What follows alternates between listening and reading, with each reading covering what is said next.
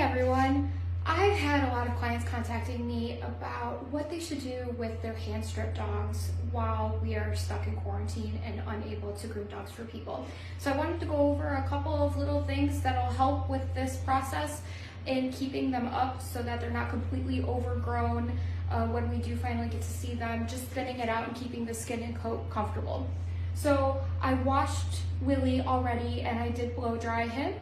So I'm gonna start just by showing you how to brush him out. He does not have a lot of hair on his face, he just got trimmed yesterday, but with their kind of coats, as long as their furnishings are maintained regularly, they should be really easy to take care of because they're usually wiry.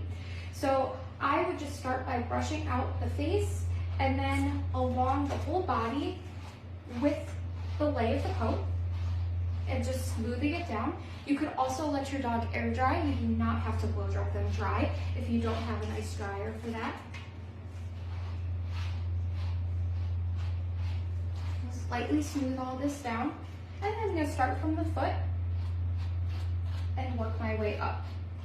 Again, because they have pretty wiry hair and usually not a ton of it, it's okay to just kind of go over the whole leg in one go. If your dog was really overgrown, you might want to start from the foot and work your way up slowly, layer by layer, just to make it a little more comfortable for them. But he's got pretty thin hair now that he's older, so he's really easy to brush out. So I'm just very lightly using this brush and going over all of the spots, taking care to hold this flap of skin up against my hand to keep it comfortable for him. And then just make sure you're getting all of the friction spots. That means this area right here, this flap that I just showed you, and especially the armpits. And then make sure to take some sort of comb and comb through it all and make sure that there are no tangles. Put that comb right up against the skin so you know you're not missing anything at the roots. And do the other side.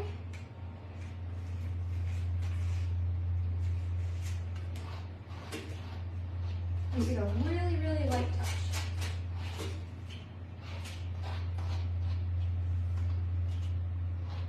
Giving that armpit area in the back of the leg.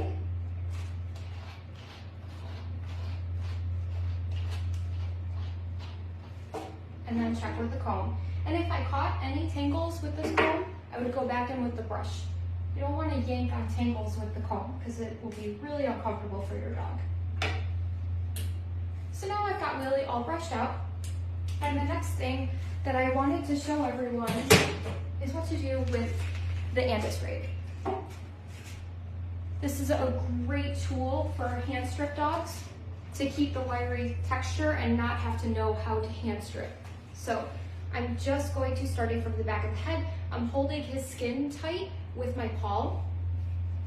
I'm just gonna really gently run this through.